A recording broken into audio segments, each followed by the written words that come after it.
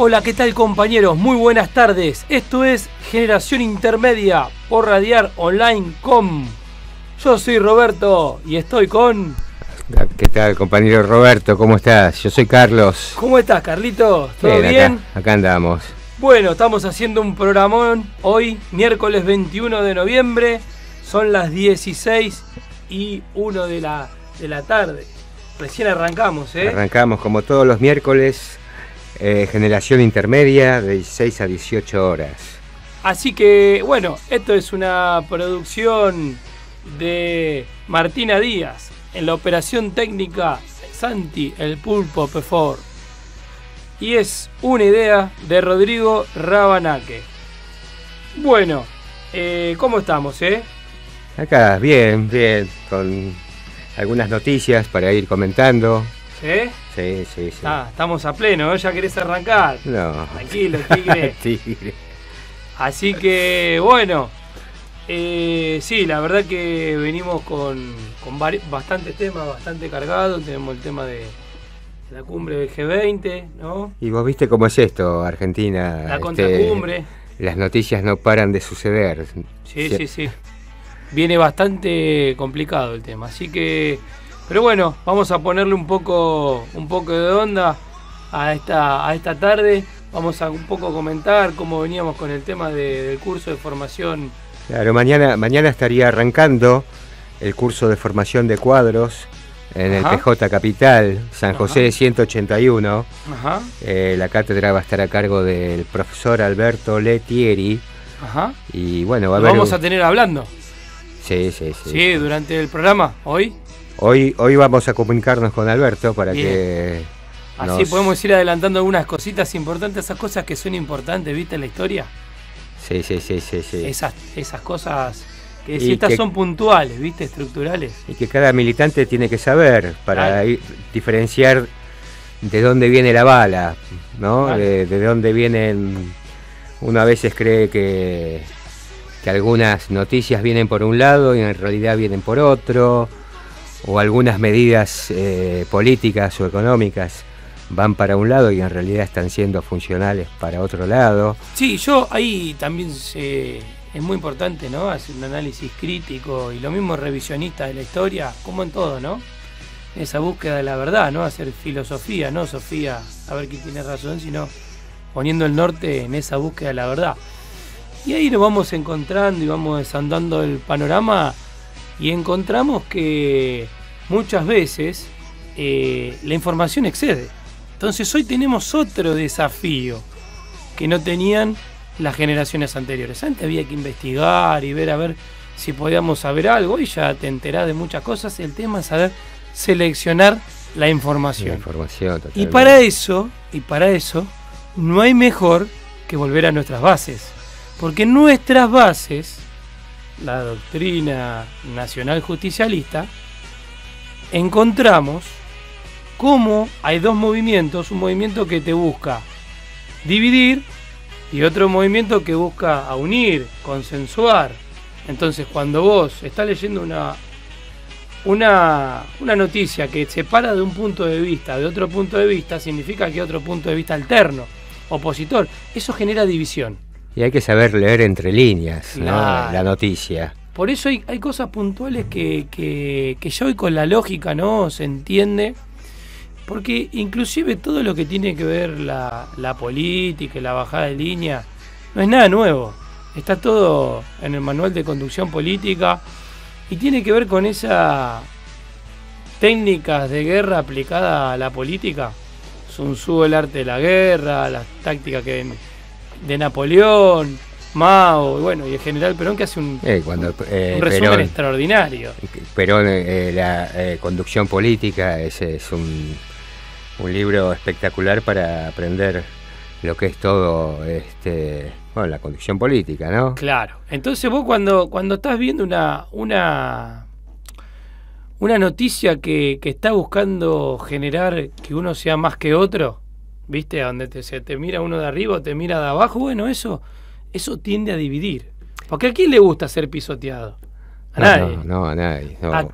Claro. Después cuando están buscando la violencia, ¿viste? Que estos muchachos Son así, ¿viste? Vamos, salimos con... Y claro, buscan la violencia, y la violencia trae más violencia. Y en esa división está el divide y reinarás. Ahí vos te encontrás que, ¿viste? Se termina siendo funcional. Entonces nosotros lo que empezamos a darnos cuenta es cómo leer entre líneas. Y eso que nosotros dice que somos la resistencia, en realidad ellos están resistiendo a esta integración que están reclamando los pueblos del mundo. Lo vienen resistiendo, pero ya no lo pueden parar, porque ya se les filtra. La técnica ha avanzado en lo que es la tecnología y lo que es la comunicación humana a un punto tal de que ya no lo pueden detener.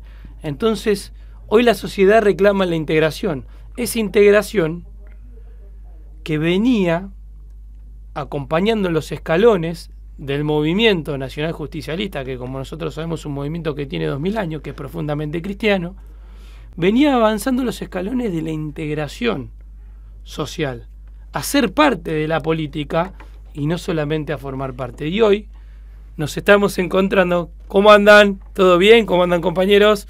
Nos están visitando el compañero y la compañera Esteban acá de la radio. Saludo a los compañeros. Así que, bueno, y esto es un poco lo que estamos encontrando, ¿no? También, así que, además, sí. además de noticias, que hay que saber leer entre líneas, también decisiones políticas. Por ejemplo,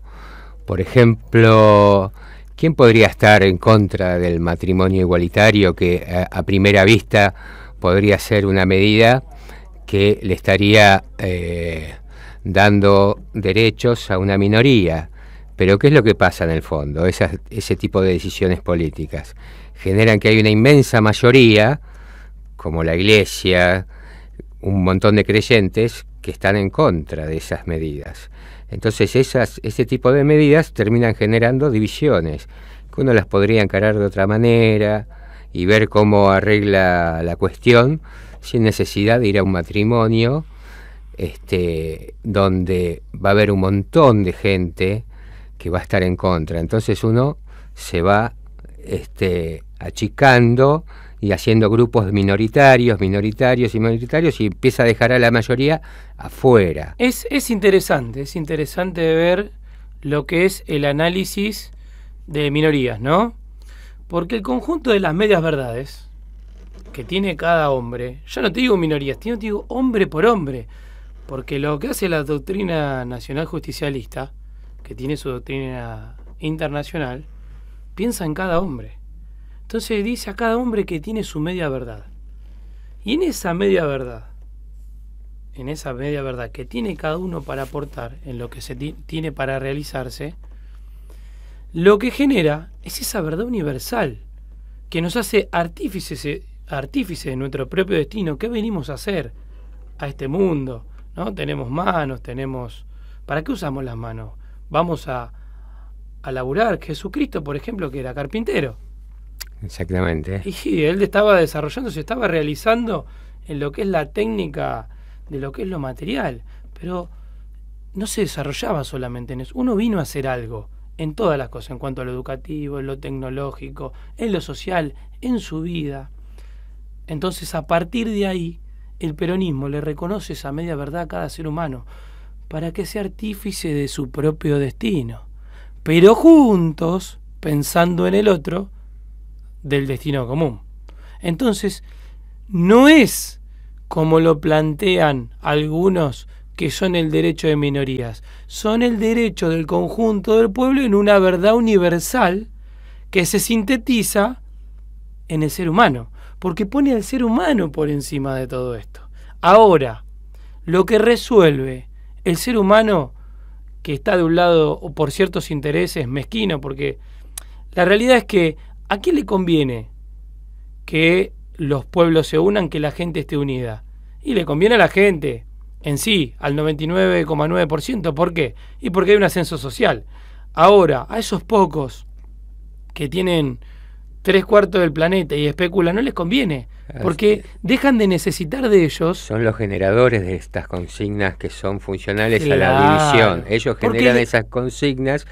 Y generan negocios de los nuestros mismos. En ese reparto de la torta generan negocios. La toman, muchos compañeros de nuestro. Exactamente.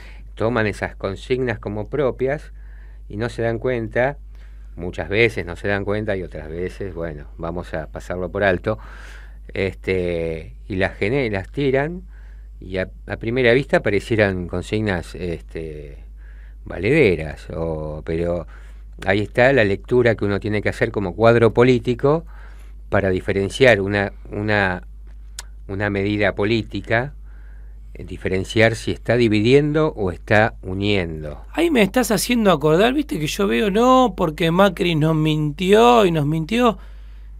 Macri no mintió. Macri dijo precisamente y concretamente, yo quiero que venga la inversión extranjera. Después sí agregó toda una sarta de cosas que ¿qué te va a decir? Sí, como a lo loco, ¿qué te va a decir? Que no. Pero lo decía claro en cada discurso. Y yo te hago una pregunta. ¿La inversión extranjera va a venir para regalársela a todos los argentinos?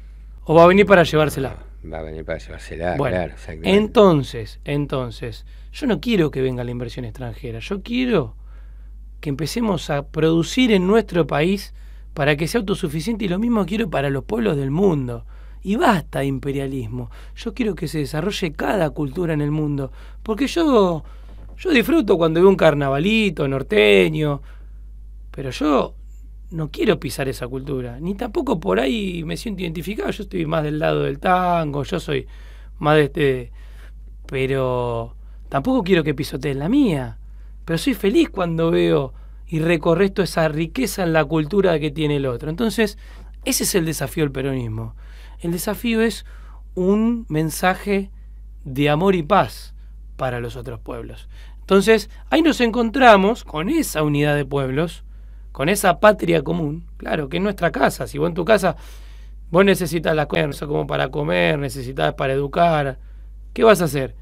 ¿Vas a decir, no, que venga la inversión del vecino, que invierta en tu casa y vos a tus hijos no le puede dar nada y depende del vecino si te quiere dar o no? Es una locura en todo punto de vista. Entonces, a partir de que nosotros vamos llevando esa reflexión, empezamos a entender entre líneas, y lo más importante que tenemos que hacer como cuadros, como compañeros, que nos ponemos al hombro el movimiento nacional justicialista.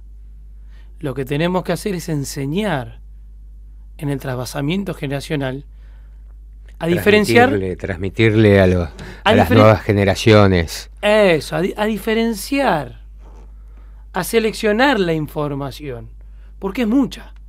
Hoy es mucha. Y hoy estamos cargadísimos de información. Y se viene un programón. Así que antes de eso, vamos a ir con el primer temita. Y después lo tenemos al compañero Lucas, que nos va a estar hablando. Lucas de economía. Tenemos el tema de G20, tenemos la participación de Cristina, se le negó el desafuero, ¿no? A Cristina en el Senado. Tenemos una cuestión de negociados macristas, tenemos reportaje. Bueno, no, es un programón, compañero.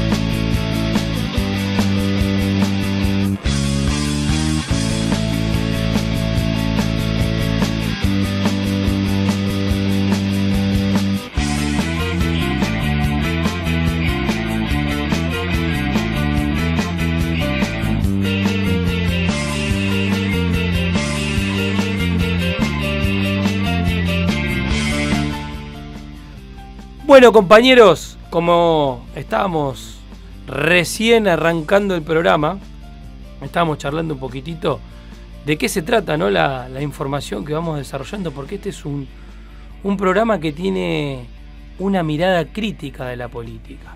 Así que bueno, vamos a ir reflexionando juntos durante el programa Y vamos a ir llevando algunos temas que se fueron dando durante la semana para ir trabajándolos.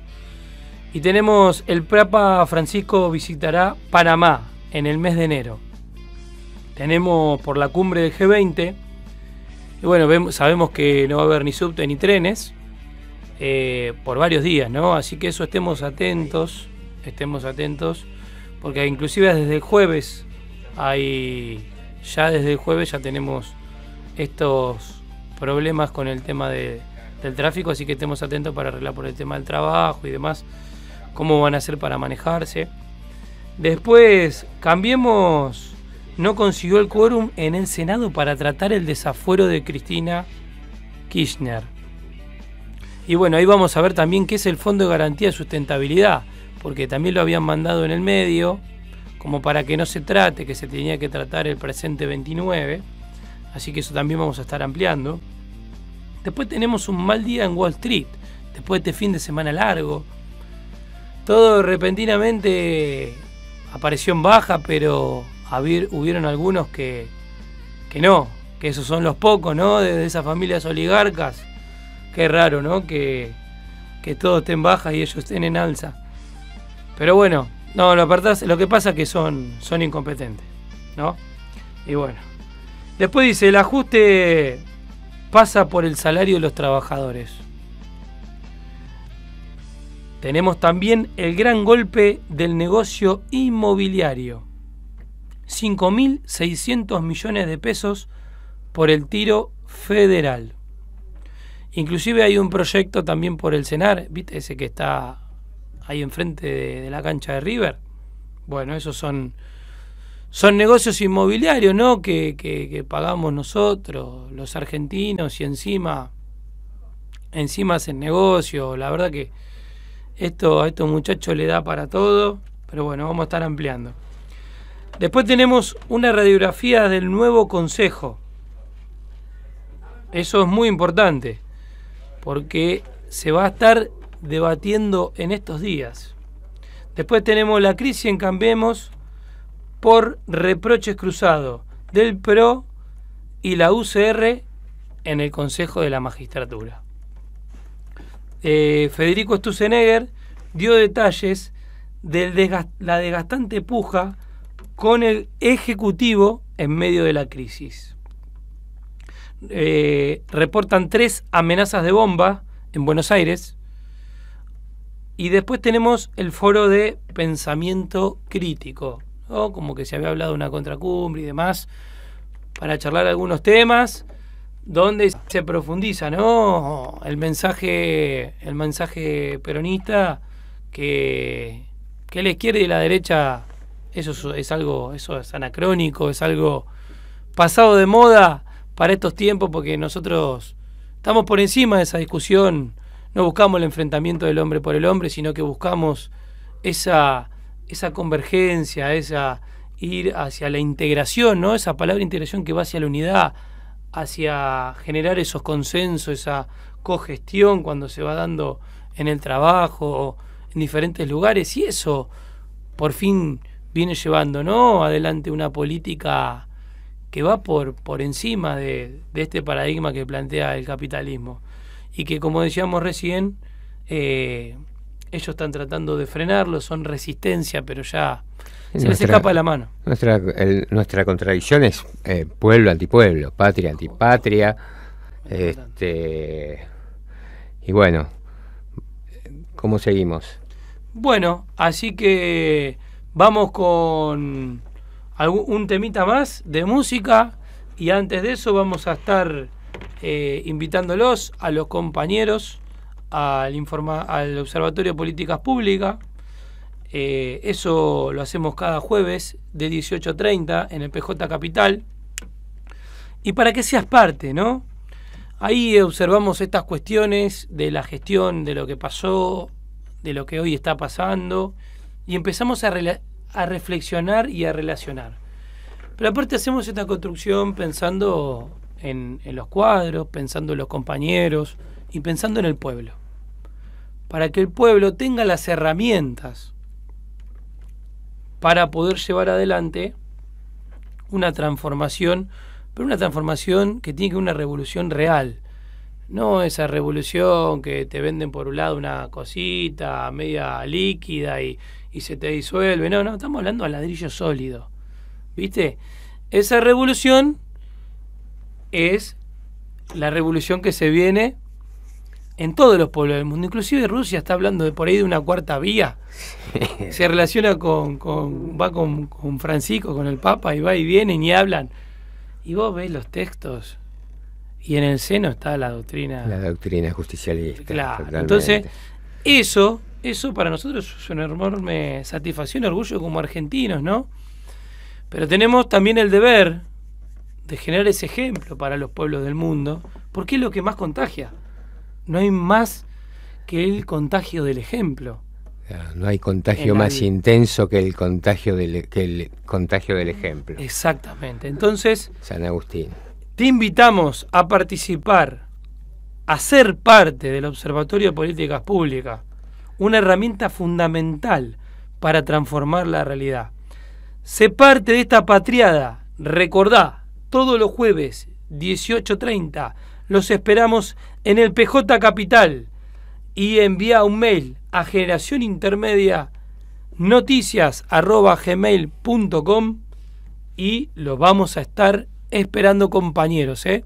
Así que, ya sabés, también tenemos lo del Observatorio de Políticas Públicas y lo de la escuela. La escuela de cuadros. Sí, políticos. Que eso lo vamos a estar llevando adelante online. Online también, a partir de los 50 kilómetros se pueden anotar online para que sea una escuela también a distancia. Y bueno, eso se va a ir generando. Y puedan ser protagonistas, compañeros, a lo largo y a lo ancho, porque esto es movimentista, nosotros no somos partidócratas. Así que nosotros, el humilde regalo... Tampoco somos feministas, como hay algunos dirigentes que dicen, somos feministas. Ya lo decía Eva, no somos feministas porque somos justicialistas, que es una escala superior al feminismo. Ahí hay algo muy importante. Si yo te digo que yo soy machista y yo te digo que soy feminista, significa que... Estamos dividiendo. Estoy dividiendo. Eso es la lectura entre líneas. No es que está mal defender los derechos del hombre o los derechos de la mujer, o viceversa. Hay que defender los derechos del hombre y los derechos de la mujer. Pero la realidad codo práctica... Codo a codo, como le enseñó Eva. Tenés tres realidades. La que es codo a codo, hombre y mujer luchando por esos derechos, la mujer luchando por ese derecho y el hombre luchando por ese derecho. Y vos decís, che, ¿y por qué el hombre? Y porque esto es claro, compañeros. La violencia de género, por ejemplo, basta con que la mujer reclame si entre los hombres y el patriarcado no toman conciencia de esa situación. Por eso, la violencia de género principalmente es un problema del hombre. Es un problema del hombre. Y si los mismos hombres, frente a la integración de las mujeres, a diferentes charlas, a diferentes actividades, no lo laburan de esa forma y no se hace la autocrítica, difícilmente vamos a encontrar un alcance que tenga que ver con esa integración. Por eso tiene que ver con las tres patas, y el peronismo no descarta ninguna de ellas. Pero lo que no significa que vayamos para un lado y para el otro para estar enfrentándonos. Significa que vamos a trabajar de forma simple y práctica en los problemas que abordan al ser humano. Y eso es lo que nosotros pregonamos, y eso es lo que decía Evita. Evita decía, el justicialismo va por encima de todo esto, porque nosotros no nos metemos en la interna de pelear. Esto es simple y práctico. Nosotros tenemos que ir a la solución de esos problemas. Lucas, ¿cómo estás, querido? ¿Estás ahí? A vos que Roberto, estás ahí, compañero. ¿Qué haces, ¿Cómo papá? están? ¿Qué contás, querido? ¿Qué tal, Lucas? ¿Cómo Bien, estás? bien. ¿Cómo va Charly, eso? ¿cómo te va? ¿Todo bien? ¿Cómo andás? Estás a pleno hoy, Bien. ¿no? Estás de vacaciones, Lucas. Y estaba de vacaciones, exactamente. Estás prendido fuego bueno, de vacaciones. Contanos un poco, ¿a ¿Cómo? dónde estás? ¿A dónde estás de vacaciones? Que ni cuente porque en una San envidia. Vicente, cerca acá de la quinta de Perón, digamos. ¿Qué tal el tipo? ¿Y qué se cuenta ahí por la quinta? ¿Anduviste? No pasé, ya he pasado otras veces. Ajá. Ahora vine, bueno, a una casa de descanso. ¿Qué tal, y bueno, disfrutando el día, un calor tremendo y bueno. Estás prendido cargando fuego. pilas. Está para asadito en la quinta y pileta, ¿no? A full. Olvidate, no más que eso. No más que Che, eso. ahí vamos con Carlito. Larga, corte acá. Terminamos acá y salimos para Bueno, allá. compañero, esto fue todo. Por Nadar Online. Son Arrancamos bienvenidos, por acá. son bienvenidos. Qué grande, compañero. Prepara No esperábamos unas otra cosa fresquitas de vos. ahí que Ahí estamos está. yendo. Ya ponemos ahora el pollito Ya con está todo carbón, listo, papá. con madera y arrancamos. Digamos. Me extraña. Che, querido, bueno, contanos, ¿viste algo del BAE ahí o...? Exacto, sí, muy interesante lo que se Sí. plantea La columna de nuevamente Guillermo, ¿no? esta Qué semana. de vacaciones ahí haciendo trinchera, qué grande compañero. Las obligaciones primero, ¿viste? Grande compañero. Eso es muy importante, el tema de las obligaciones y los derechos, ¿no? Siempre decimos, che, Exactamente, queremos todo derechos y exactamente. obligaciones. Y es muy importante pregonar con Exactamente. el ejemplo, ¿no? Como dijiste la frase, no hay más. Y no hay más contagio, no hay Más. contagio más intenso que el Más contagio intenso. del ejemplo. Qué grande. San Agustín. Eso es Lucas. Así que, Luquita, Y esa es la doctrina y la forma de vida. Eso es Macri también. Ah, sí. Contagia el ejemplo para otro lado. Contagia el ese ejemplo de no pagar impuestos y esas Ah, cosas. es un desastre ese muchacho. Pero Por bueno, por eso nadie le paga impuestos. hay dos movimientos, lo dijimos claro, uno que genera miseria, otro que genera realización. Y bueno, ahí está el efecto dominó. Pero No, no nos pero puede. incluso lo que hizo Contanos. este muchacho que declaró, bueno, lo que sucedió con la aparición del submarino, que declara el duelo y al día siguiente o en la misma noche se va a una fiesta con... Se fue a o sea, bailar. impresentable que tengas un presidente que opere como está operando Macri en este sentido, digamos, ¿no? Y la verdad que hay que tener Esas puesta la acciones camiseta del pueblo. los Y revelan este y no los la tiene. exponen tal como son, digamos. Y son patrones de estancia. Son así. Ellos Tiene puesta, tienen no. insensibilidad. Tiene puesta la blanca y roja. ¿Viste? Exactamente. Hacía cuadrito, ¿viste esa camisa cuadrito pero con cuadro grande? Esa tiene puesta. Exacto. Sí, Esa pero camisa. con la Incluso insensibilidad total. ¿Sabés cómo te lo Y tenés que dice imaginar? John LeCook, dice, ¿me entendés? Entonces, Exactamente, claro. olvídate, compañero. John Lee Cook, Y claro. se saca esa camiseta abajo, tiene la de Manchester United, y tiene todas esas camisetas Claro, raras, claro. ¿viste? Que vos decís, ¿qué me importa a mí? Yo tengo la celeste No, pero y blanca incluso te dibujada lo en la tenés que piel. imaginar cuando estaba haciendo esa grabación, mencionando lo del submarino, que seguramente la habrá tenido que hacer varias veces porque no le da lo que es la oratoria y demás, pero en la cabeza de él estará pensando cuándo termino este aviso para irme. ¿Se Claro. entiende? Qué Porque personaje. no tiene interés, no le interesa, Qué personaje. y no porque uno lo diga, sino que lo verifica él con su conducta, en definitiva. Claro, totalmente, totalmente. Es que cada vez que lo haces ir a un acto o a alguna cuestión por obligación, él se la cobra, después se la cobra, porque ellos no Claro. están acostumbrados a tener obligaciones, son otra cosa, no Y están se- acostumbrados Claro, al para- trabajo. Para Ellos ellos es una manejan carga, todo digamos, desde la no es estancia por algo que les teléfono. sale Che, pero esto naturalmente. genera caja, ¿viste? Debe pensar el tipo. Claro. No, acá esto no genera nada. Entonces, Si no hay plata, no hay, claro. ¿viste? Claro, así que bueno. Bueno, contanos, pero mirá que es importante que vaya Mauricio. No, pero esto no genera caja, vos viste cómo es él. Y ahí, viste, a quién podemos apretar para sacarle el 1%, viste, no hay forma, viste, pero bueno. Tremendo. Contanos un poco cómo está la situación ahí económica del BAE, que está prendida a fuego también. Sí, mira, es como que lo que se viene definiendo los artículos semana tras semana Ajá. es un poco avanzar en lo que se define como este nuevo modelo que va a implementar el peronismo cuando volvamos al gobierno. Ujú. Y es este famoso modelo de desarrollo permanente y sustentable, como ya venimos reiterando en otras charlas, esta vez orientado a la producción. Ujú.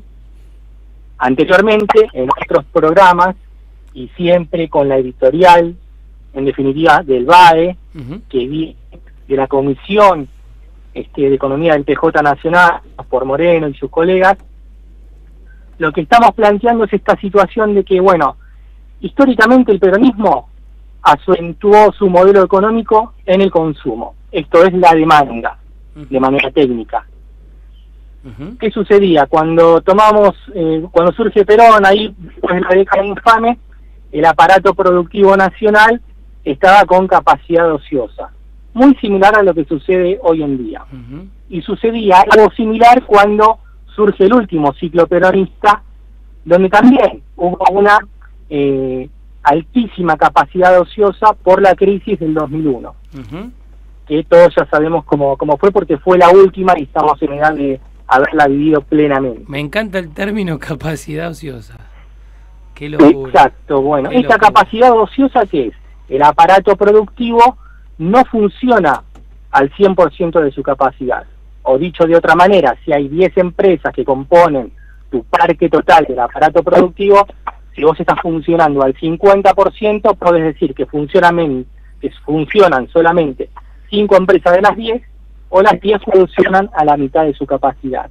Claro. Esto trae aparejado que hay disminución del empleo, hay caída del consumo. Y empieza el ocio, la cultura del vagantismo.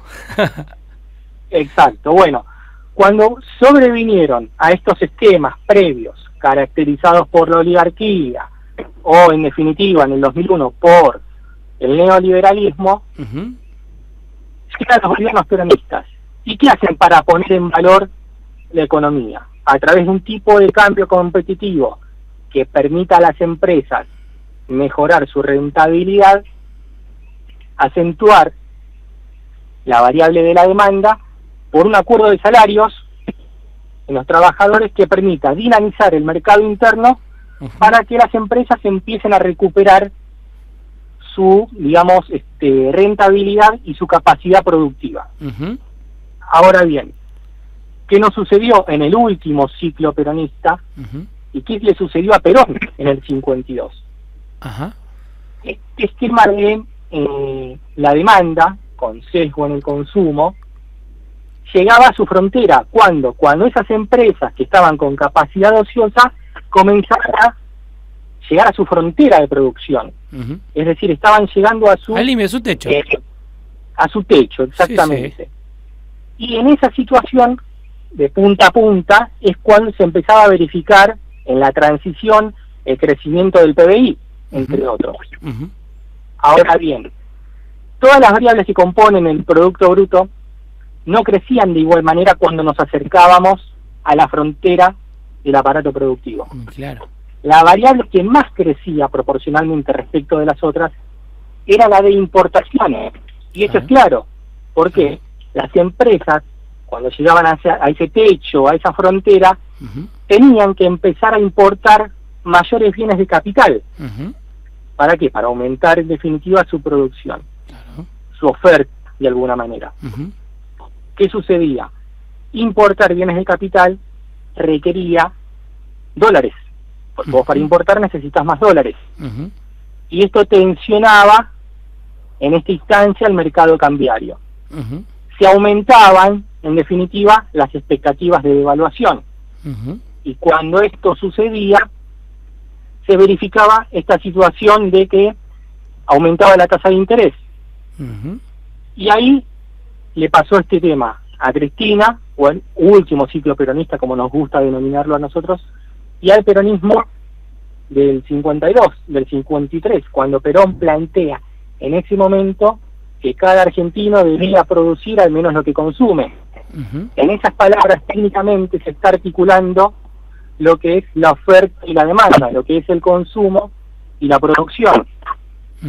Entonces, aquello que Perón no pudo concluir por la revolución fusiladora que lo derrota en el 55, aquello que nosotros en el último ciclo peronista no pudimos continuar porque perdimos las elecciones en el 15, pero que sí estaba previsto que iba a continuar Scioli con esos créditos que en cabeza de Bataglia, que iba a ser la futura ministra de Economía, se iban a implementar créditos con el Banco Mundial y otros entes como el CAF para poner en valor aún más el aparato productivo, para correr esa frontera, ese techo, claro, hacer un del aparato productivo nacional.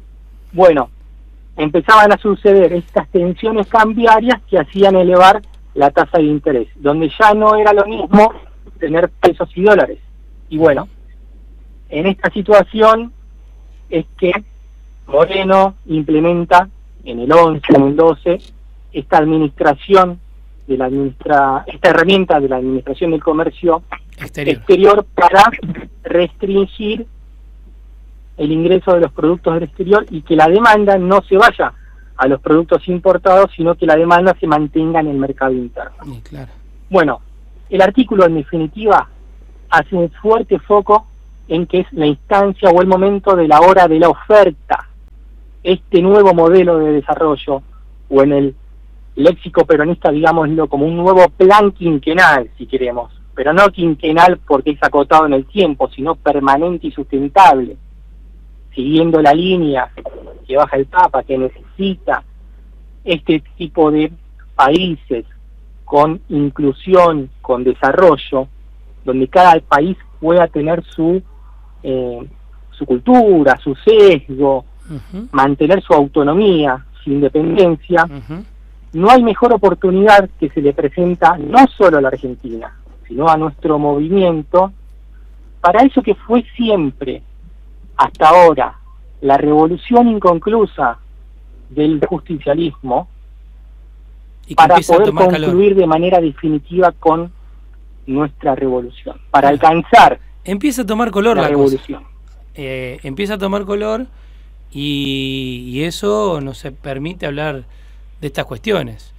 Entonces, exactamente. Yo quiero profundizar ahí un poquito el análisis y contanos, ¿y qué opinas después del cepo como medida? Ya Guillermo no estaba. Claro.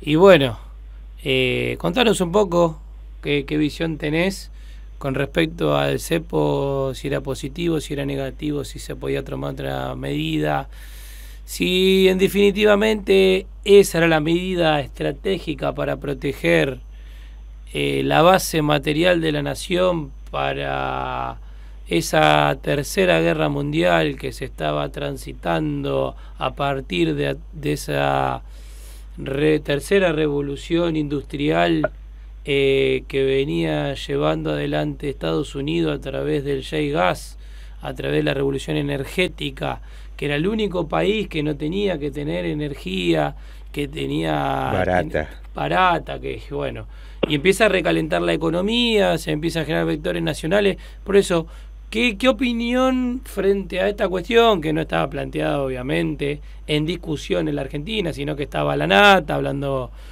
de fuck you y generando división y de Seychelles? Sí, todo claro, sí, una locura. Así que ese muchacho tiene que llevar la cruz de todos los argentinos, pero ya se lo vamos a decir cara a cara, y bien, porque ese muchacho mientras está en Miami, viviendo de la frustración de todos los argentinos, viene encima a ser el juez moral. ¿Qué opinión te merece el cepo en esas condiciones hoy que lo podemos charlar, que pudimos demostrar que Evita y el general Perón tenían razón de estas cuestiones cuando se llevaban adelante? ¿Qué es lo que nos puedes decir? Mira, el cepo aplicado en su momento, y esto Moreno lo ha explicado en oportunidad de veces, y por eso, y acá es donde decimos que todo tiene que ver con todo, ¿no?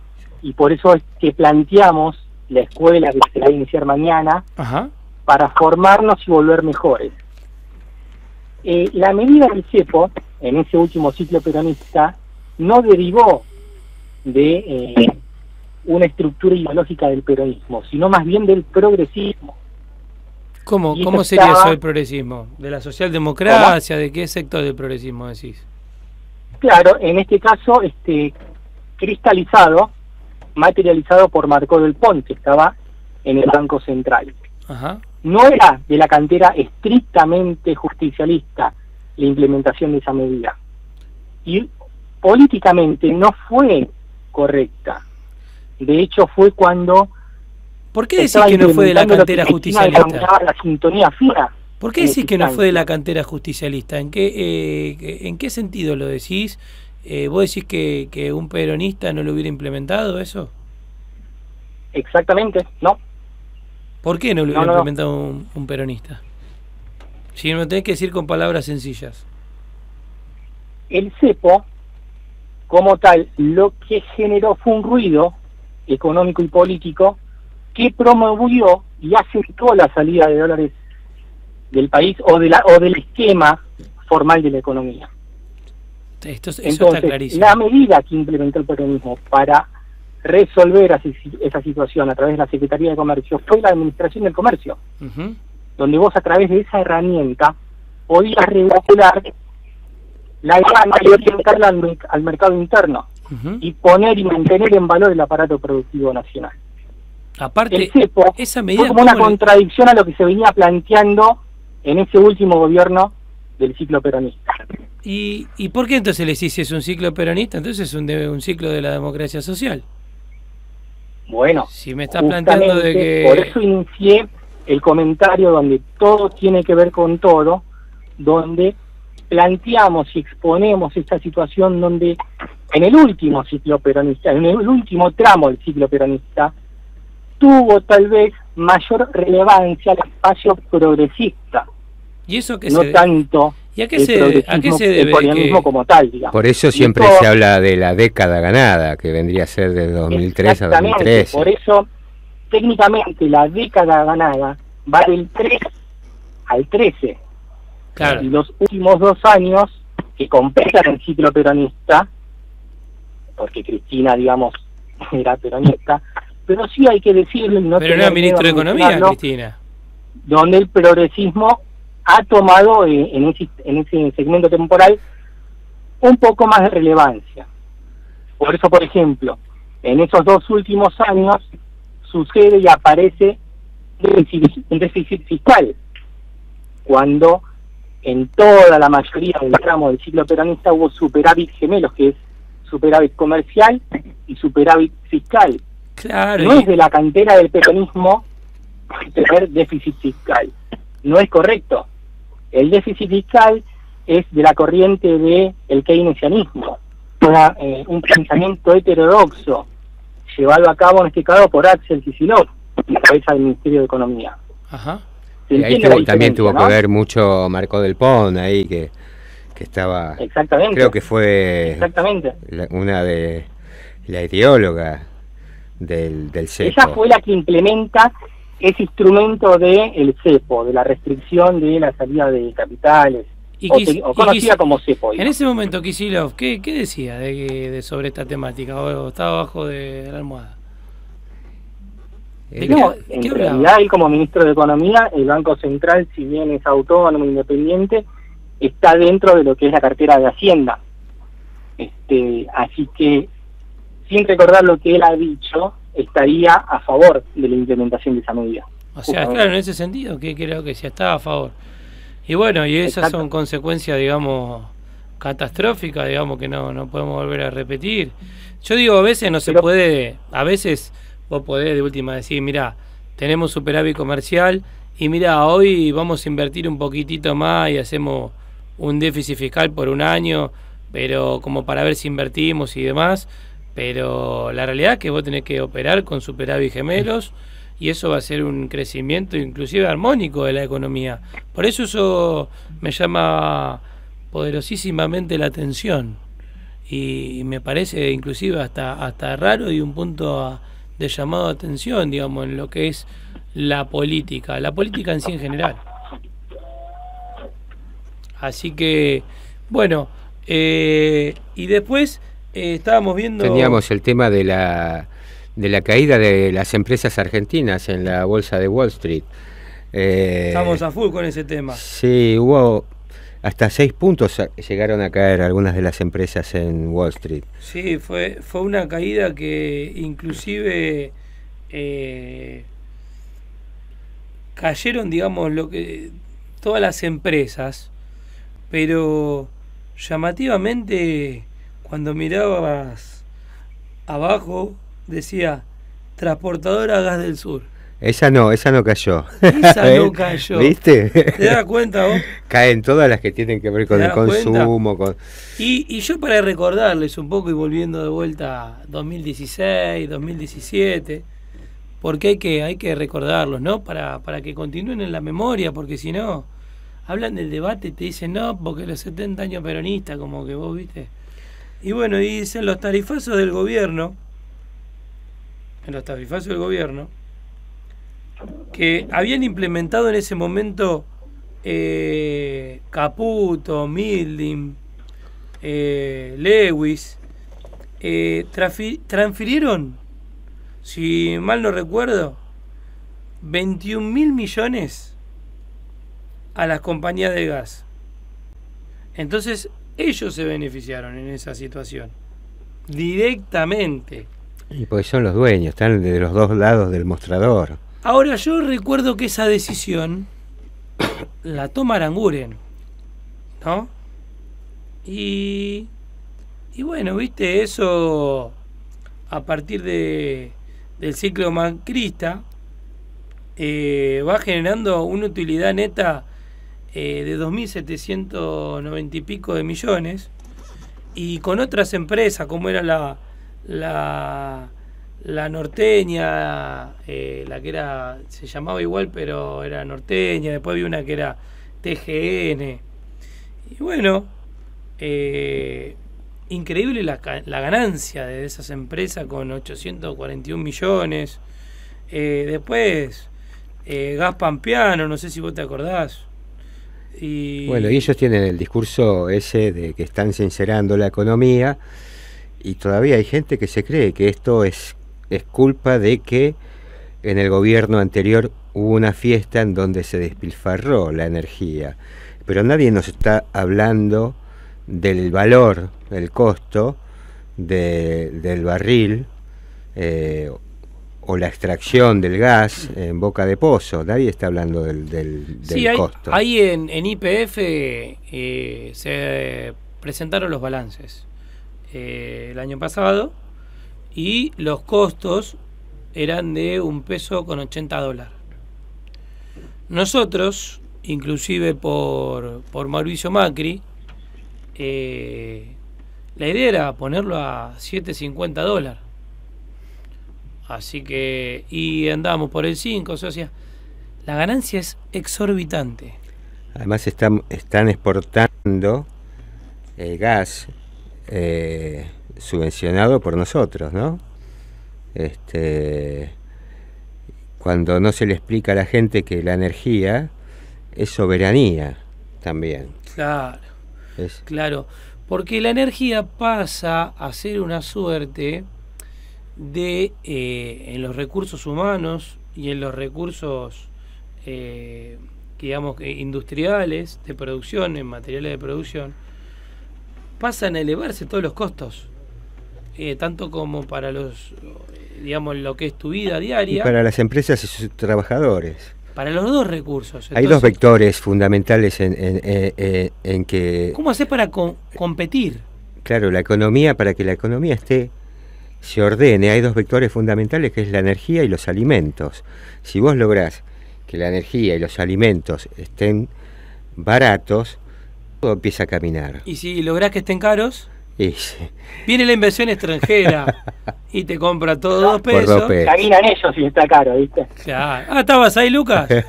Bueno, claro. Yo pensé que se había perdido la... A ver, contanos un poco de lo que estamos reflexionando.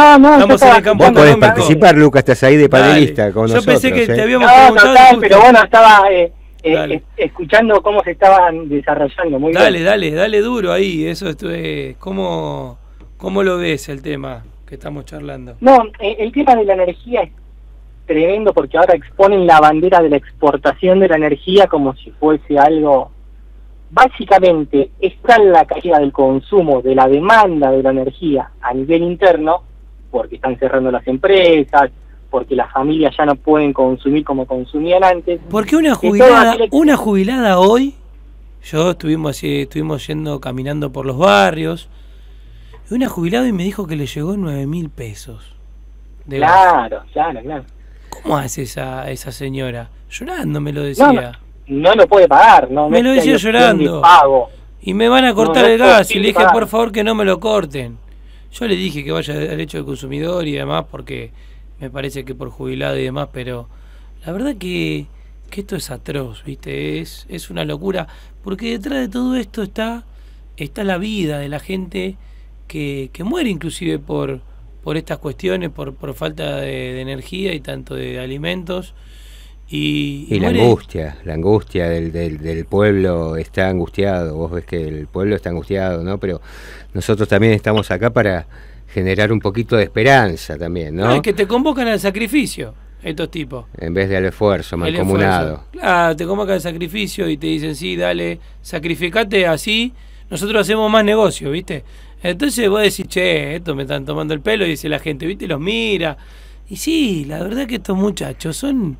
Para los números, son rapidísimos, la verdad que de tonto no tienen nada. Y Lucas, vos nos estabas contando que al reducirse tanto el consumo interno, seguí desarrollando ese tema, por favor, Lucas, a ver cómo venía. Claro, el tema tiene que ver con, está en la caída de la demanda de energía, porque las empresas dejan de producir, porque los costos son muy altos, entonces empiezan a cerrar, y las familias no pueden consumir como consumían antes, entonces todo aquel excedente hoy se vuelca al mercado externo y además, bueno, por una relación de precios, por la devaluación y demás.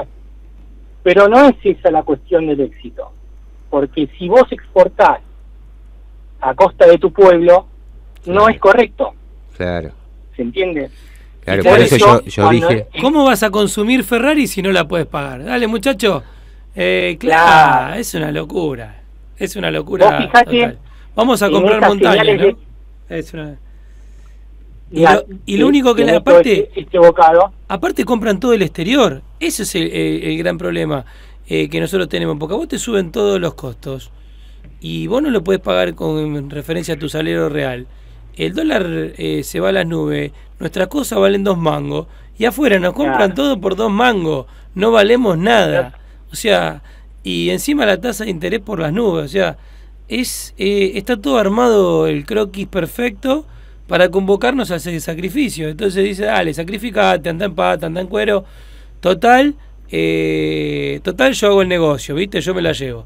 Y bueno, esto en algún momento tiene que parar, por lo menos en la conciencia de la gente, que diga, bueno, basta muñeco, en las próximas elecciones vos, Vidal, Larreta tienen el 1% de los votos, basta, viejo. ¿Me entendés lo que te quiero decir? Bueno, pero tenemos que apuntar a eso. Se da la situación de llegar a las elecciones, que plantear eso es llegar al 2019, pero estamos hablando fin de año del 2019. Es largo, octubre, cuando son las fechas de las elecciones. Es largo, En este esquema, manteniendo las condiciones macroeconómicas tal cual como están ahora, el transcurrir del paso del tiempo no es una variable menor. Significa que hoy, si cortamos a hoy, lo que está aconteciendo fundamentalmente es el cierre de empresas, la caída del consumo. Y la destrucción de la base material de la nación, que son básicamente... Claro, conceptualmente eso es la destrucción de la base material de la nación. Claro. Por lo tanto, este esquema, con el paso del tiempo, no es igual, no es indistinto. Es que si pasa un día más, cada día más van a cerrar más empresas, cada día más la gente va a consumir mucho menos que antes. Se estaba escuchando se van a dejar de alimentar. Entonces no es lo mismo que este esquema se mantenga o no en el tiempo. Mirá, por Lucas, eso está este planteo de una salida institucional para terminar y evitar llegar a esa situación de destruir plenamente el aparato productivo, digamos, entre otros, ¿no? Yo estaba escuchando el otro día el caso de Arcor.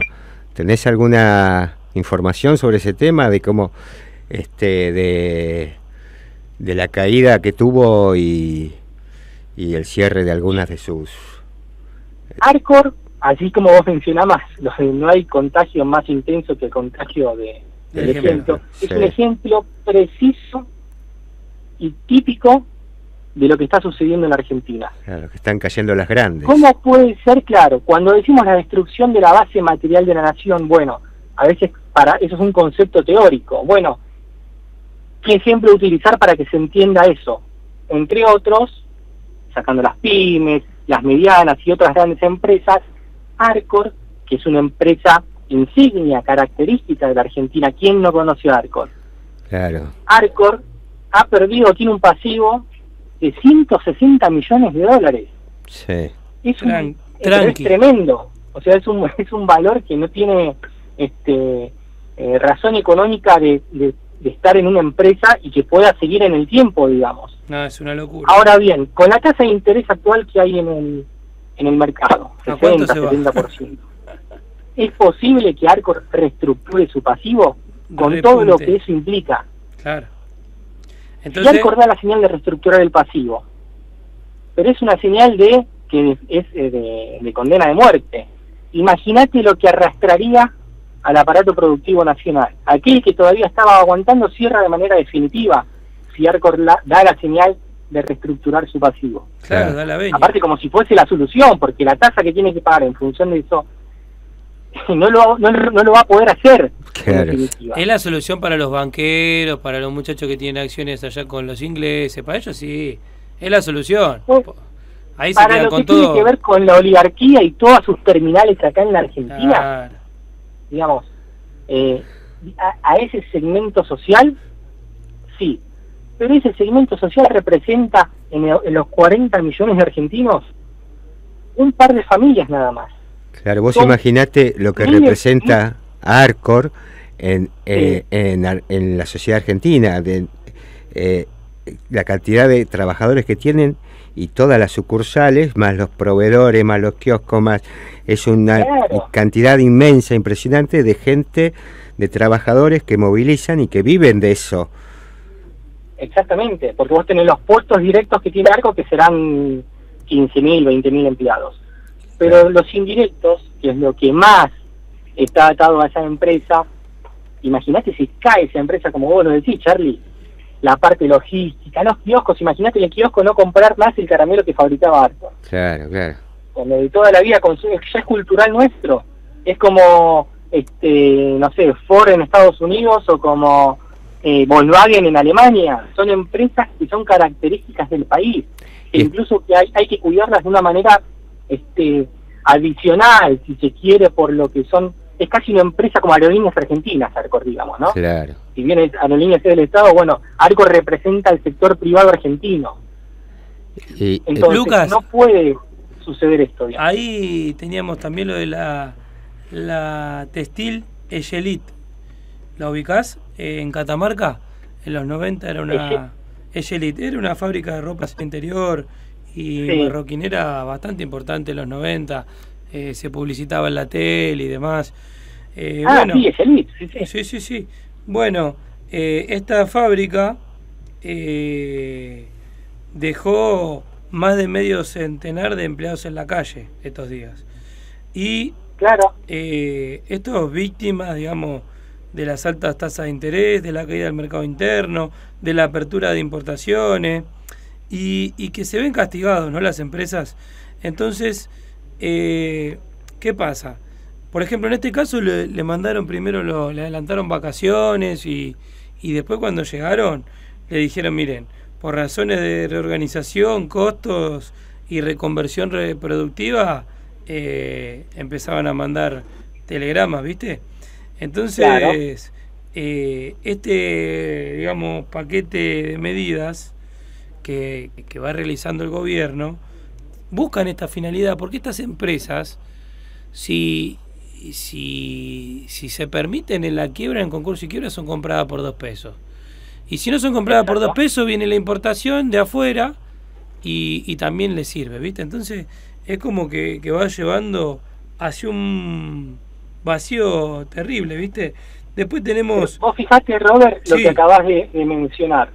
Pasamos de Arcor, que es una empresa de alimentos, a una empresa del rubro textil, en este caso Echelit, y las dos tienen la misma característica. Claro. Están cerrando, tienen pasivos, y es la que, no sé, lo que habrá acontecido, sucedido esta semana. Cada empresa que vos selecciones, ponele que te pones un pañuelo en los ojos y viste un cartón con 20.000 empresas. Cada empresa de la Argentina que vos selecciones hoy en día, de cualquier rubro, hoy tiene la misma característica que Echelit o que Arcor. Es que todas las empresas están igual. Es que mirá, por eso el aparato productivo está ¿te suena la empresa hoy en día? ¿Te suena la empresa Jersey Plus Alpargatas? Bueno, eso fue hace un mes, me parece. Si no me equivoco, también cerró en Santa Rosa, cerró sus instalaciones, despidió 500 empleados. Después del cierre, bueno, de Alpargatas en Catamarca, bueno, digamos, esto viene siendo profundo, ¿no? En todos los casos. Mira, Robert, déjame comentarte esto. Dale. Este cierre, digamos, todo empieza, digamos, justamente por un inicio. Si no me equivoco, el primer cierre que se declara, o crisis que se expone en empresas de tenor conocidas, es la de Carrefour. Creo que fue el año pasado, si no me equivoco. O a inicios de este año. Sí, estamos hablando de Carrefour, que es una empresa del rubro de los alimentos. Es decir, la gente, si a Carrefour le fue mal, es porque la gente dejó de consumir los alimentos, entre otros, porque Carrefour además tenía electrodomésticos y todo ese rubro. Pero que Carrefour cierre, la señal al mercado fue que la gente no puede comer. Uno hace una lectura en definitiva de lo que está sucediendo. Y sin ser, o contador, o abogado, o economista, o profesional en la materia, si se quiere, doña Rosa dice, esto porque yo ya a Carrefour no le compro más. Ahora, antes le compraba a Carrefour 3 kilos de carne o productos para comer de primera marca, y hoy yo ya a Carrefour no voy más. Voy al almacén de la esquina y no consumo la cantidad y la calidad que consumí antes. Claro, uno se está manejando no solo es un tema de cantidad, sino también de calidad. Uno se está manejando, como vos bien decís, en vez de ir a Carrefour, te vas al almacén de la esquina y compras por unidad. No te vas a ir a Carrefour a comprar 2 unidades. Entonces vas al chino o al almacén de la esquina, compras 2 unidades de cada cosa para comer el día y mañana el desayuno. Y después así vas comprando día a día, está viviendo la gente. Y lo que decíamos ayer estaba con un matrimonio paraguayo, por ejemplo, que se vuelve para Paraguay y no quiere vender sus cosas, porque si vende la heladera acá, por ejemplo, cuando con la misma plata que se vendió la heladera acá, cuando vaya a comprar, no sé, no compra ni la mitad de la heladera, no le alcanza ni para 2 sillas. ¿Entendés cómo ha caído tremendo. El valor del peso argentino? Y mucha gente se está volviendo a sus países de orígenes. Ahí, Lucas, aparte se encuentran con otra disyuntiva, ¿no? Porque estas empresas, aparte de esta caída esa bruta, porque digo, hablando de déficit fiscal y que ajustan, estas empresas dejan de pagar impuestos. Estas empresas necesitan inclusive aire, como una moratoria, ¿no?, que le puedas hacer para poder pagar, y un poco de oxígeno para no desaparecer. Entonces ahí empezamos en una espiral que es incalculable, ¿no? Es una... Por eso... Es agregado el valor ahí. Por eso era irrelevante la discusión por el presupuesto, el debate por el presupuesto. Ahí está la conducción política. Cómo llevar a la tropa a la toma de una posición irrelevante, como era el supuesto. Sí, era algo irreal. No van a recaudar lo que dicen que van a recaudar, tampoco van a gastar lo que dicen que van a gastar. O sea, el debate del presupuesto, si vos le crees a Duhovne y a Macri. Aparte, por más que le digo yo, ponele que le crea, ¿no? Es increíble. No, ponele que le crea. No le salió nunca, acertaron una. No. Pero ponele que diga, sí, esta vez le creo. Cuando vos llegás a la realidad... La realidad es que nadie va a pagar impuestos. Te da un baldazo. No, que no es que no pagan, empiezan a cerrar. Y bueno, no. Porque no empecé. Claro. Porque si no se estigmatiza, y se parece estigmatizada de que el argentino, esto. No. Acá el gran problema. Pero si vos tenés que elegir entre pagar la luz o pagar los impuestos. No quiebran porque aparte vos tenés una cantidad de empleados. Estas empresas. Claro, no quiebran.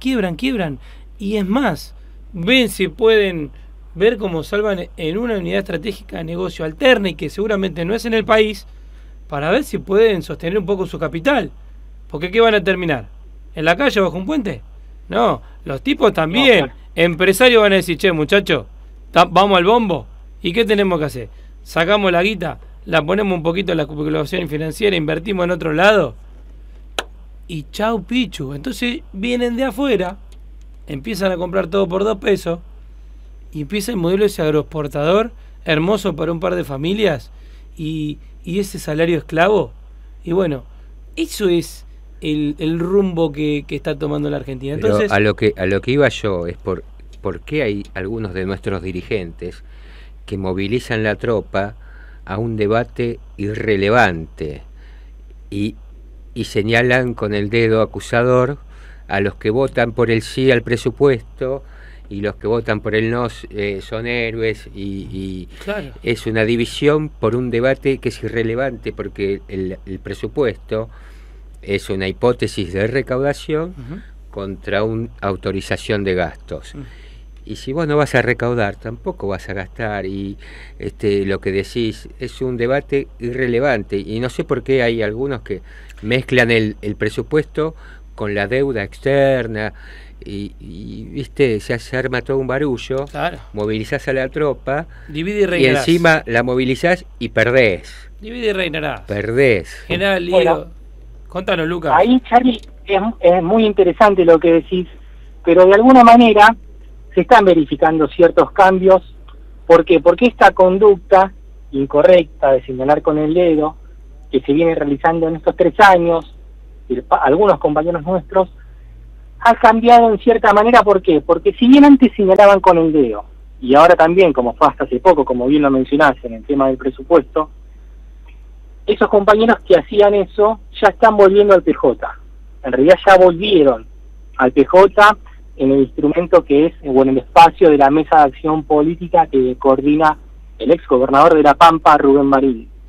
Entonces, ya no es lo mismo, a pesar de que están haciendo esa misma conducta, cada vez menor, creo yo. ¿Por qué? Porque ya están volviendo, si es que ya no volvieron. Y este tema que se planteaba permanentemente de la unidad, que no se dio en las elecciones del 17, que de hecho fuimos en 3 listas, hemos aprendido. ¿Por qué? Porque todos los sesgos del peronismo, dispersos en el Frente Renovador o en Unidad Ciudadana o en el ámbito sindical, ya están todos juntos en la mesa de acción política y se siguen sumando. Por lo tanto, ahora el problema, viste que antes el problema era ver si nos uníamos o no. Esa hoy ya pasó a ser una discusión secundaria. La unidad está, va a seguir transitando, pero prácticamente ya es algo objetivo. Ahora la discusión que empieza a surgir es, bueno, estamos unidos, vamos todos juntos. Y ahora el tema de definir, y obviamente esto es lo que está sujeto al debate, por eso el programa de radio nuestro, por eso la Escuela de Formación de Cuadros como propuesta de la agrupación de la Néstor Kirchner para volver, entre otros, mejores, más doctrinarios, y que no nos vuelva a pasar lo que nos pasó en el último tramo del ciclo peronista, por ejemplo, con la medida del cepo implementada por Marcó del Pon, que no era estructuralmente, ideológicamente, del seno del justicialismo o del peronismo. Claro, es que entonces, el hecho de la unidad... Ahora, sí, te escucho, Lucas. ¿Cómo? Te escucho. No, para cerrarlo, es la discusión que va a empezar a emerger ahora es, bueno, unidos ya estamos. Ya es algo que transite un par de días más para que se termine de cristalizar de manera plena, en definitiva. Pero ahora la discusión que va a surgir es, bueno, ¿cómo volvemos? ¿Qué vamos a hacer?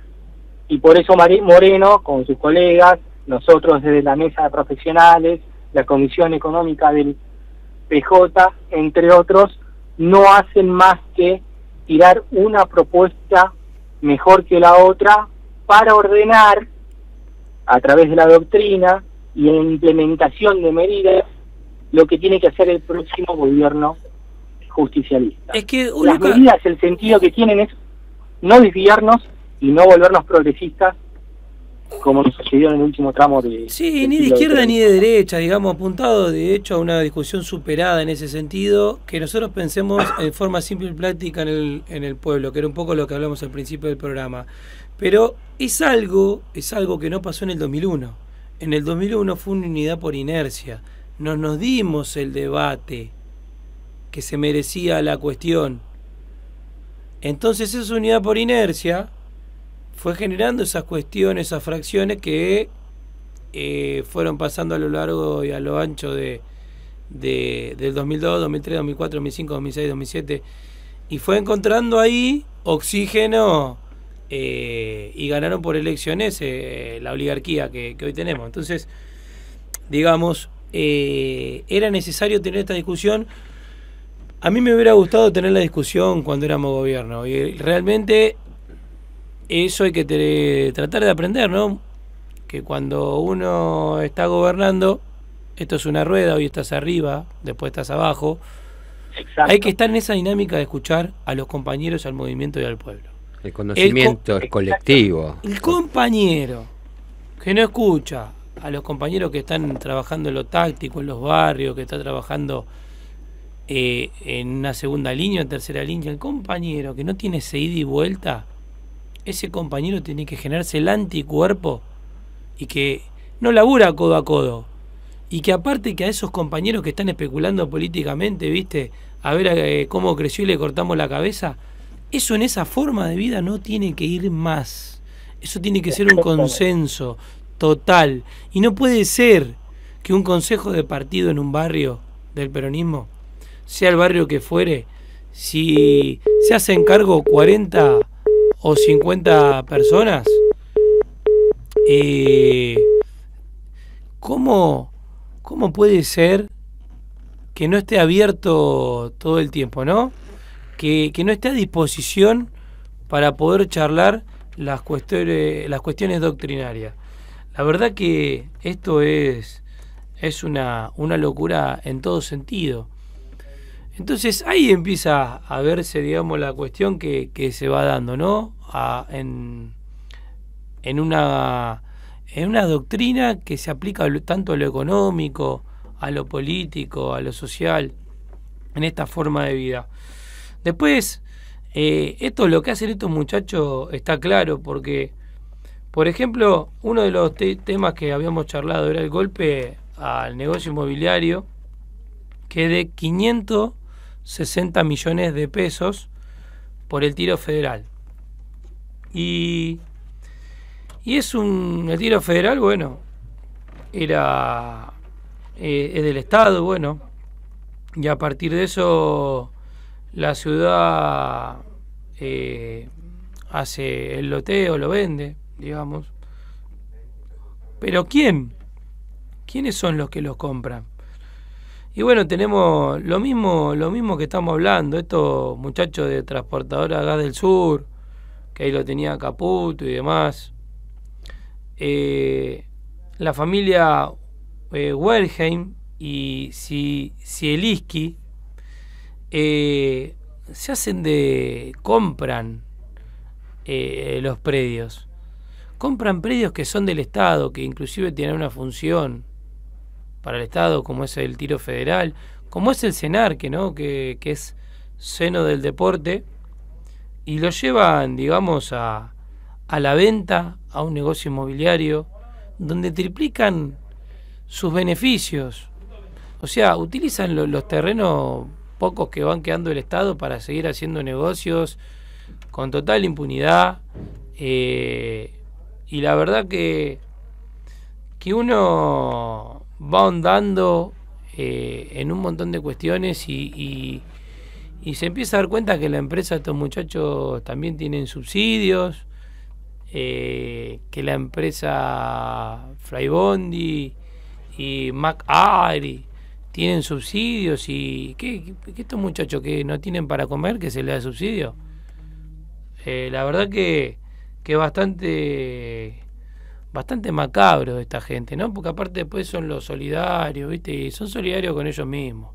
Acá dan las migajas, se llevan todo, desmantelan todo, entregan todo, venden todo, rifan todo, y así nos están encontrando. Bueno, veníamos de Fuego de Octubre y sí, nosotros tenemos nuestro estandarte y no te preferimos internacional, te preferimos cuidando tu cultura, te preferimos buscando ese acervo nativo, esas raíces que vienen de adentro y que uno quiere llevar adelante. Te preferimos a vos, que te realices por cómo sos como persona. Y eso es el proyecto colectivo que tiene el peronismo de amor y paz para todos los argentinos. Así que ahí llegamos a octubre, pero vamos a llegar a un octubre profundamente peronista, profundamente cristiano. Y vamos a estar charlando a uno de los temas ahora que tiene que ver con esa iniciativa de Cambiemos que tuvo en el marco de poder generar el desafuero a Cristina Kirchner, pero bueno, que lo había hecho en el medio de una sesión, viste, que tenía que ver con la discusión que había hecho Pichetto por el tema de la conveniencia o no de convocar a sesión ordinaria de algunos proyectos. Y ahí teníamos el Fondo Federal Solidario, que bueno, que tenía que ver allá por el 2009, que se había desarrollado, que era un fondo que pertenecía de los ojeros y algunas cuestiones del campo, que era para los municipios, para la ciudad, para las provincias, ¿no? Que si bien era una potestad, ahí ayúdame Lucas, es una potestad del Estado, lo que es los bienes a través de exportación, las ganancias, este tipo, a su vez no habría ningún impedimento de que se lo traslade y se coparticipe y se dé para financiamiento de las provincias. Eso no habría ningún inconveniente. Y bueno, en ese marco se había hecho. Y bueno, digamos, siempre los derechos de exportación son recursos, digamos, a través de la Constitución, son exclusivos, pero bueno, eso no afectaba. Y en ese marco de ese debate, también que era para el 29 de este mes, también metieron el desafuero de Cristina y no se dio quórum y no se charló esta cuestión. Pero bueno, viste, lo meten en el medio y en realidad lo que está de fondo en discusión era qué hacíamos con este fondo, ¿no? Y bueno, esta era un poco la cuestión, ¿no? Como te hace la engaña pichanga. ¿Estás, Lucas?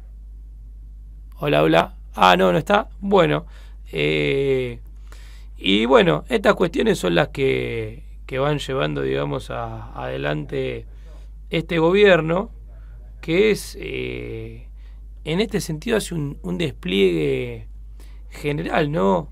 De un marco de corrupción que es de guantes blancos, ¿viste? Y después vos ves como los tipos blanquean guita, sale plata de todos lados, tienen offshore. En el mundo esto da vergüenza y la verdad que acá se plantea como que sí, que no, que tuvimos un offshore, la sacamos para sacar, para tener un offshore por tener, que no hubo movimiento y después te enterás que eso era todo mentira, que había movimiento. Y así, viste, van avanzando y vos decís, este tipo tiene la cara de piedra. Y bueno, así que esa es un poco la radiografía que estamos desplegando.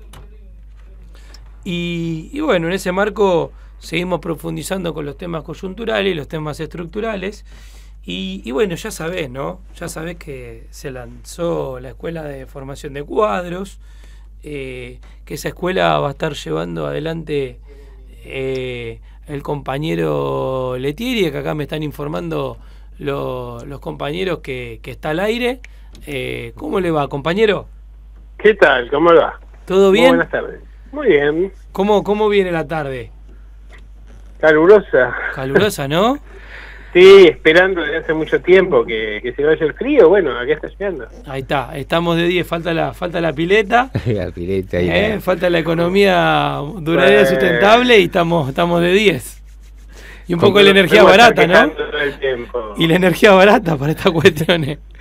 Y la comida, la comida barata. Bueno, y la comida, digamos, en un modelo que nos permita desarrollarnos, realizar. No se trata ni de barato ni de caro, sino que permita la realización y el desarrollo del hombre, no como medio, que sea un medio para el desarrollo y el fin de la realización del hombre en todos sus aspectos, ¿no? Lo económico, lo político, lo social, lo individual, lo tecnológico, y en este caso, como estamos hablando con un gran renombre en el aspecto cultural, ¿no? Esa cuarta bandera. Así que bueno, ahí un poco queremos indagar y contarnos, queremos saber alguna cuestión ahí estructural importante a saber, algún adelanto, alguna perlita del curso que digas, mira, esto es algo que no puede dejar de saber el pueblo argentino. ¿Sobre la diplomatura? Sobre la historia en general. Sobre historia. Sí, sobre historia. Mira, esto debe ser patrimonio. Algo. Bueno, sí, vamos a hablar de esas cosas en la diplomatura en general, de cómo se ha distorsionado mucho en la historia y cómo de golpe se han ocultado, se han deformado muchísimas cosas, ¿no? Por ejemplo, hay un dato interesante en estos días, más precisamente ayer se cumplió un nuevo aniversario de la batalla de Obligado, que fue un poco el inicio de la denominada Guerra del Paraná, donde los británicos y los ingleses, con una flota muy importante y de lo mejor armada en la tecnología de aquel momento, con 20 buques de guerra de esas características, más de 90 de forzar el ingreso al río Paraná y liquidar el proteccionismo con el cual Rosas garantizaba el empleo y la producción interna, ¿no? Pero ¿a qué voy? En realidad, a veces digamos, se trata de presentar a la batalla de Obligado como una derrota, que en realidad no fue finalmente, pero fue la derrota que abrió el camino a a una serie de batallas y combates que terminaron en victorias sistemáticas hasta que los ingleses y los franceses tuvieron que pedir la rendición incondicional. Algo que en ese momento eran las dos principales potencias del mundo, y acá con poco más que el valor, la convicción, el patriotismo, se los puso de rodillas, ¿no? Esto es algo que... Y que inclusive Inglaterra reconoce la derrota, hace el desagravio a la bandera, reconoce los ríos, la soberanía de los ríos. Cañonazos a la bandera argentina de la Confederación, es decir, eso realmente es una victoria que tendría que ser algo rutilante y está en los puntos más altos de nuestra historia nacional. Sin embargo, por el modelo colonial que se impone que hicieron imponer los unitarios y que luego se impone a partir de la batalla de Caseros, este hecho que en cualquier país sería objeto de orgullo, aquí era como un hecho vergonzante porque era lo que había postergado el ingreso. La mentalidad de toda esta línea de entrega fluye a lo largo de su gobierno actual, ¿no? Entonces me parece que es importante tener.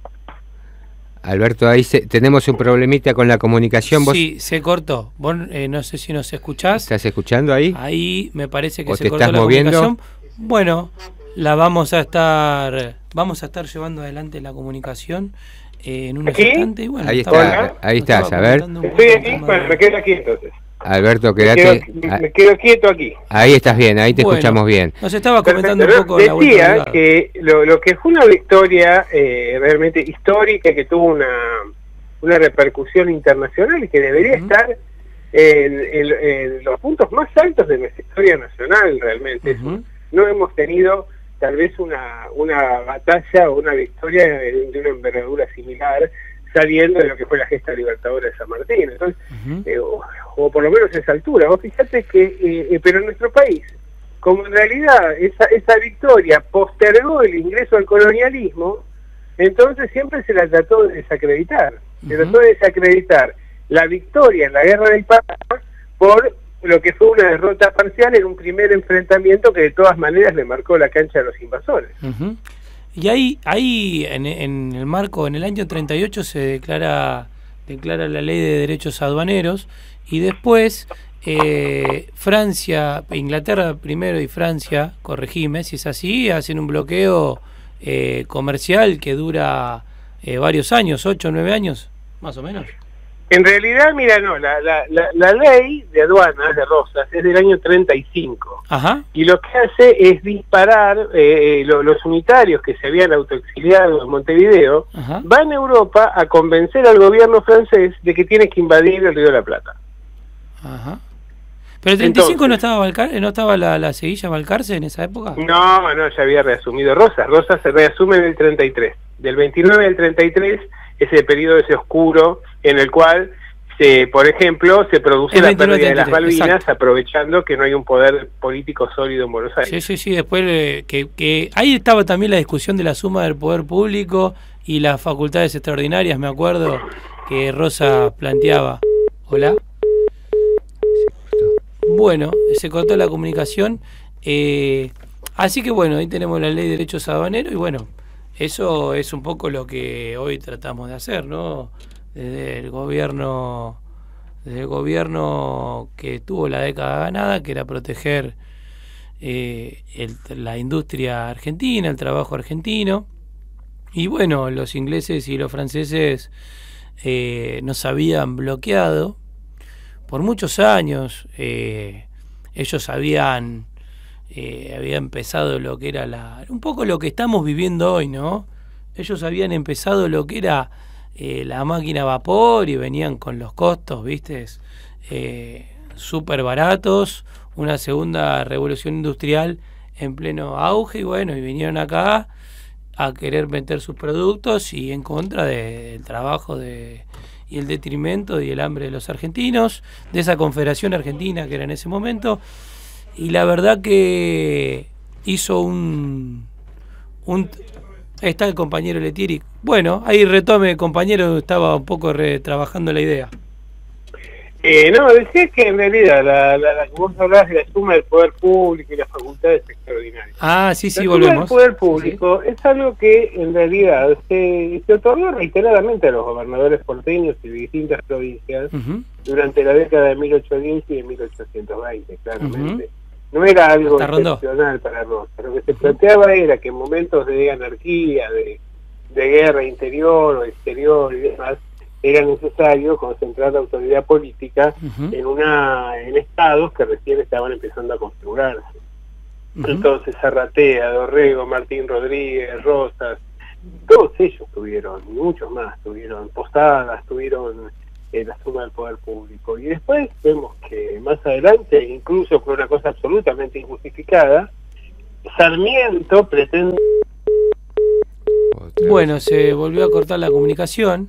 Pero bueno, ahí vamos ya, saltamos de fecha, estábamos charlando en la época de 1829 al 33, 1835, hasta la batalla de Caseros, y después, bueno, viene el neoliberalismo, ese trabajo global, ¿no?, que hicieron, porque de hecho ellos venían, los ingleses, querían, a través de la revolución industrial, querían venir a copar el trabajo de todos los argentinos, que hoy lo vemos en la tercera... le venían a vender mercadería a pueblos vecinos.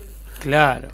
Le venían a vender mercadería a los pueblos vecinos que nosotros le vendíamos, por eso a nosotros mismos. Entonces ahí vos tenés la posibilidad, digamos, de que a partir de eso empieza a trabajar Sarmiento una visión, y Mitre, una visión de ese gobierno. Un poco estábamos charlando de la suma del poder público y facultades extraordinarias de Sarmiento, que me decías un poco injustificadas. ¿Estás ahí, Alberto? Absolutamente. Ahí está. Ajá, bueno, contanos, sí. Seguí, retomá la idea. Absolutamente, digo que en el año... Porque Sarmiento, ¿qué ocurre con Sarmiento? Resulta que él, cuando desde el gobierno de Rosas, había decidido mudarse a Chile. Y en Chile, en lugar de acercarse a los liberales, se acercó a los conservadores porque su tío, que era gobernador de San Juan y aliado de Rosas, lo había recomendado. Entonces, para los liberales, Sarmiento era un traidor, un acomodaticio, era alguien que había postergado el proceso de cambio que proponía el liberalismo en beneficio propio, y se había aliado al partido dominante, que era el partido tradicionalista, que era los conservadores. Y escribía en la prensa de allá de Chile artículos tremendos, por ejemplo, diciendo que la Patagonia tenía que ser chilena, que las Malvinas tenían que ser inglesas, que la banda oriental, que en realidad la única posibilidad que tenía el Río de la Plata de ser civilizado y republicano era si bajo un protectorado inglés o francés. Y cosas Civilización o barbarie tenemos ahí, ¿no? Más o menos, sí, en realidad es un poquito posterior y describe el último tramo, pero Sí, ese sí. es anterior, y para congraciarse con los chilenos, él tiene un discurso claramente anti-argentino. Sí, sí. ¿Sí? Entonces, bueno, como era Sarmiento, es decir, él decía que la patria era donde él se sentía cómodo, así que en realidad era patriota de su conveniencia. Claro. Y ¿qué te iba a decir? Y resulta que en el año 71, cuando él es presidente, gana las elecciones el Partido Liberal, que lo odiaba a Sarmiento en Chile, y vienen aquí a hacer una presentación al Ministerio de Relaciones Exteriores pidiendo que le devuelvan la Patagonia y el Estrecho de Magallanes, porque el presidente argentino, cuando vivía en Chile, había afirmado que era chileno. Entonces, si el presidente argentino había firmado eso, no había razón para presentar más documentación, sino pedir que se haga la entrega rápidamente.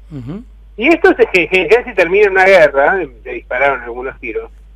Hubo una situación que en la cual casi tiene que renunciar Sarmiento, y ahí, para tratar de evitar las críticas, trató hizo un pedido al Congreso de que le otorgaran la suma del poder público y que el Congreso pasara a vacaciones, es decir, que cerrara sus puertas mientras durara el diferendo con Chile. Lo cual, claramente, digamos, el Congreso lo denegó, y quedó claro una vez más lo que era la baja catadura moral de un personaje funesto de nuestra historia. Y ahí, digamos, lo que se rescata, y siempre te enseñan de que tenés 3 años, 4, 5, 6, que Sarmiento, bueno, implementa el tema del sistema educativo, y yo la pregunta que me pregunto, ¿eso es de formación o de deformación en cuanto a lo cultural y pertenecer a una civilización y sacarte de tus raíces o no? ¿Cómo lo ves en ese sentido? Tiene un planteo absolutamente autoritario Sarmiento, de que lo que plantea básicamente es la Argentina como un destino colonial. Para construir la Argentina como una colonia británica o francesa, resultó indispensable eliminar a la población nativa, al gaucho, al indio, y también resultaba fundamental hacer un lavaje de cabeza a través de imponer contenidos que justificaran esa relación colonial dentro del sistema educativo. Por eso la relación obligatoria, y por eso estos contenidos tan particulares, donde nosotros vemos la historia de Grecia, de Roma, de Europa, pero poco sabemos de la historia nacional, y donde los valores que se asocian con la civilización son valores que son sistemáticamente foráneos. Ahora, mi pregunta es, ¿y vos qué opinás, digamos, y que esto es valedero? ¿Está bien enseñarle a los chicos una mentira y que crezcan con esa mentira? ¿O hay que decirle, mirá, hay gente que iba por un movimiento que generaba miseria y otro movimiento que la peleaba, la luchaba y son estos? Y digamos, ¿cuál es porque la verdad que un chico tiene que saber distinguir entre el bien y el mal para que cuando crezca sepa valorar y sepa realmente dónde está parado. Eso, ¿cuál es la visión que vos tenés, y a partir de qué edad se tendría que empezar a generar, digamos, lo que es el contenido de lo que pasó en la historia? Que no estaría mal decir, mira, este fue bueno, este fue malo, mira, este fue Batman y Robin y este era el Guasón, ¿viste? No sé cuál es el problema, ¿no?, en esa situación. Mirá, el problema es que se está enseñando una mentira, básicamente, ¿no? Es decir, primero, solo tenemos alguna virtud que se aprende de cada personaje histórico. Parece que San Martín solo hubiera cruzado los Andes, que Sarmiento solo hubiera impulsado la escuela, que Belgrano solo hubiera creado la bandera y cosas por el estilo. Y evidentemente eso es digamos, una falacia, porque en buena medida lo que se trata de hacer es presentar a los próceres como seres excepcionales, que no tienen ningún tipo de carga, de culpa, ni nada por el estilo, y efectivamente, ¿pero qué? ¿Cuáles son los próceres que se presentan de ese modo? Bueno, aquellos que están asociados con la independencia, lo cual no estaría mal, pero sí aquellos otros que están vinculados con el proyecto colonial. Entonces, algo que hemos venido trabajando y luchando desde hace años, con muy poco eco durante el gobierno anterior, lamentablemente, por ejemplo, fue tratar de recomponer los contenidos históricos, de cambiar los programas de los profesorados, de las carreras de historia en general, y tratar de elaborar, bueno, un poco el libro mío que ahora está siendo reeditado, que es la historia argentina en clave nacional y popular, marcaba eso, ¿no? El hecho de ver una historia argentina atenta a lo que realmente pasó y que privilegie los valores nacionales. Lamentablemente en el gobierno anterior los contenidos históricos los dictaba carta abierta. Yo te voy a contar algo que me pasó a mí en lo personal, es privado y es a mí, pero viste, pues seguramente debe pasar en diferentes lugares. Yo cuando empecé a estudiar Derecho, tuve historia de las instituciones políticas argentinas. Cuando llego a la época de Rosas, a la época bueno, que estamos hablando de los gobiernos oligárquicos, y cuando llegó a la época de Perón me hacían estudiar la fecha y darle para adelante, ¿viste? Y vos decís, che, ¿cómo que acá no pasó nada, viste? Yo quiero saber.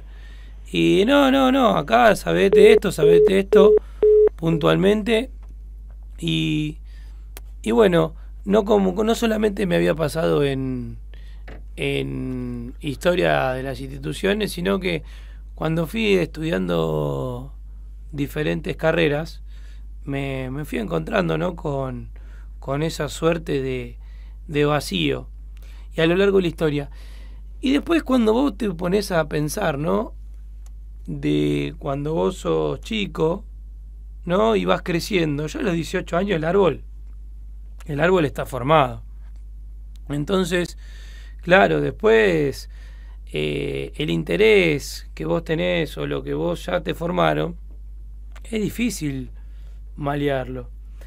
Y ahí, digamos, en lo que es los movimientos, ahí como van laburando, y los cuadros que hay en los movimientos, cómo fueron luchando, ¿no?, para generar realización por un lado, y por otro lado cómo la pelearon, ¿no?, para generar, por otro lado, generar miseria.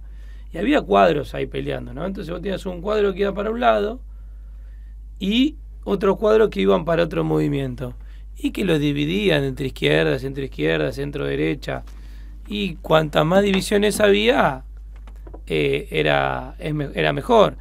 Y estamos hablando en esos tiempos que había un partido autonomista, donde no había participación de la sociedad, y a medida que iba avanzando lo que eran los medios técnicos y lo que tiene que ver